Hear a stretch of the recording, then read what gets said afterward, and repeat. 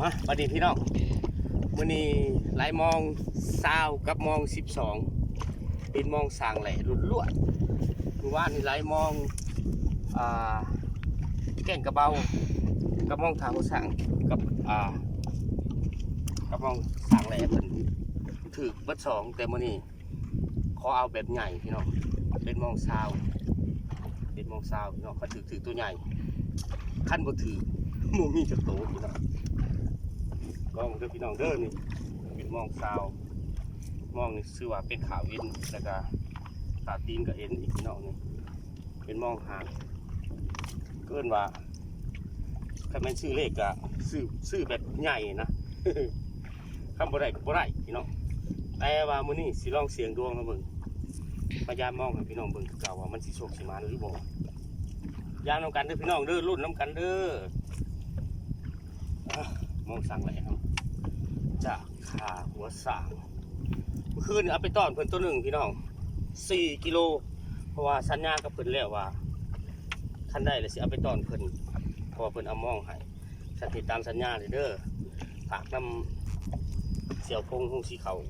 พงสวรรค์อยู่บ้านบ่อเฮาเพิ่นว่าสิโทรเอาทางสร้างแหล่ผู้เฮ็ดมองนี่มากินน้ำซั่นฝากให้เพิ่น4 โลได้ตัวหนึ่งตัวที่อีกก็ไปฝากโลดเนาะส่วนว่าผู้ไรมองนี่ยังบ่ทันได้กินพุ่นล่ะต้องไปฝากคนที่เฮ็ดมองให้ก่อนเฮ็ดตามสัญญานะเบิ่งนำกันเด้อพี่น้องเด้อยามนำกันรูปนำกันพี่น้องเป็นอะไรสิโชคสิมานบ่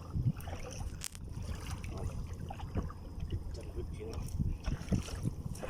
หวิดสิโชคสิมานบ่รูปนำกันพี่น้อง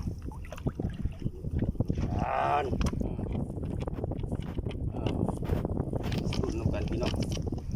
รุ่นน้ำกันเสียเข้าไปเรื่อยๆพี่น้องมองสาวพี่น้องเฮ้ยถือตัวใหญ่ท่านถือแม่นบ่มีจักโกดท่านบ่ถือแม่นสิบ่เอาลงคลิปพี่น้องเพราะว่าบ่อยากให้พี่น้องเบิ่งฟาว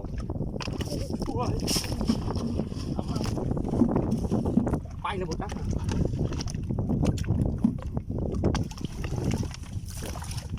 ไปแล้ว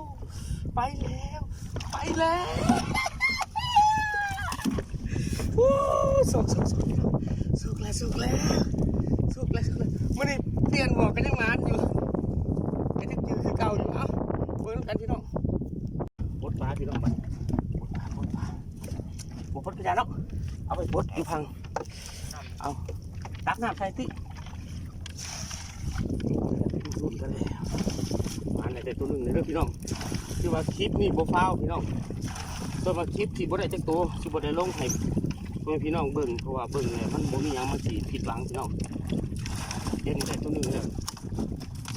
คือว่าบ่ได้ผิดหวังเลยพี่น้องว้ายเอามาเอาแค่พี่น้อง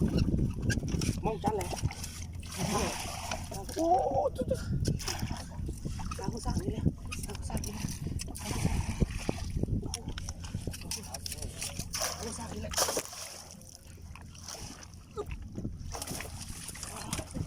ยังกระตองครับใช่กระตองนะ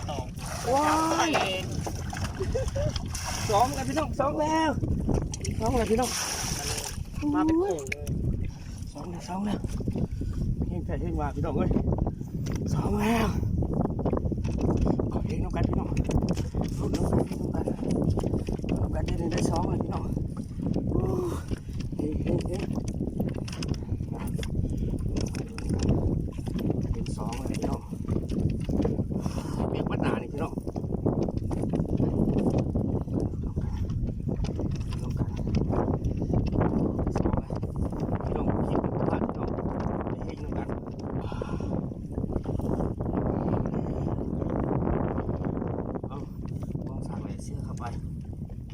เสียเข้าไป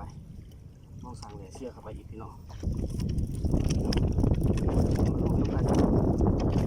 กันที่2เลยกันเด้อที่2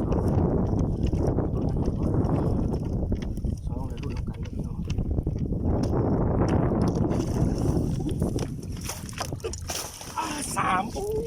3มองสั่งเลย3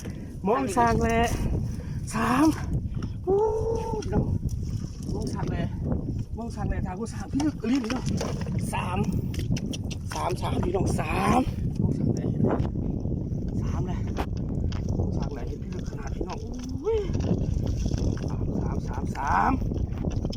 สูตรมองเพิ่นใส่ข่าวยางข่าวตีนกับยางอีกพร้อมพี่น้องสูตรนี้มันขนาดชิ้นนักจังหน่อยไม่ดีเลยคน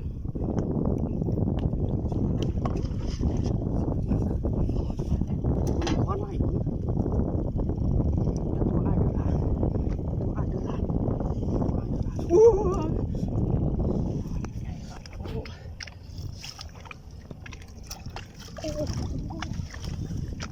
โหไปเลยไปเลย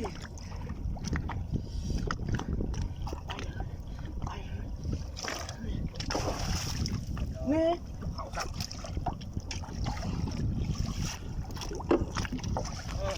ตัวที่สี่สั่งแหล่มองสั่งแหล่ที่สี่เลยพี่น้อง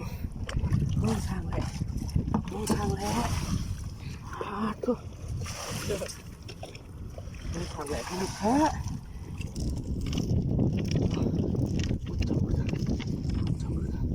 ทางมองสั่งแหล่นักหรือว่าอีกอาชิมันอีกมองสั่งแหล่อาชิมันอีกมองสั่งแหล่เป็นอะไรมองสั่งแหล่ผมเห็นพี่เลยโอ้ยังหมดแค่เดือดนักอินซื่อพี่น้องท่านในนักอิลี4 ดอก4 โตเลยก็จะเมื่อยเลยพอด4คนเลย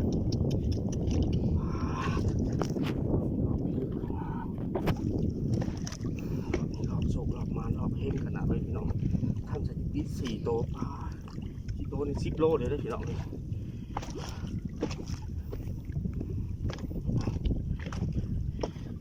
จำบุดอีไหลนะจำบุดนะไก่สุดเลยที่ได้4 ตัวนี่แหละพี่น้องอ่ะยามไปเรื่อยๆยามรุ่นไปน้องกันพี่น้องกันที่สุดแล้วที่สุดผ่านตัวใหญ่เห็นไหมน้องโคตรกระชิ้นนักเลยโอเค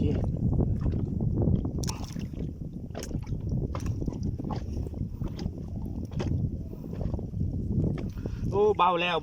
พี่น้องเบาแล้วกระชิ้นเบิดแล้วพี่น้องเบิดแล้วขอบใจพี่น้องที่ติดตามด้วยพี่น้องเด้อมื้อนี้ได้4 โตวยามมองน้ำกันรุ่นสุดยอดเลยโอ้ยขอบใจพี่น้องที่ติดตามค่ะพี่น้องหังมีร่ำรวยเด้อเบิ่งแล้วก็มีความสุขเด้อพี่น้องเด้อสุดแล้ว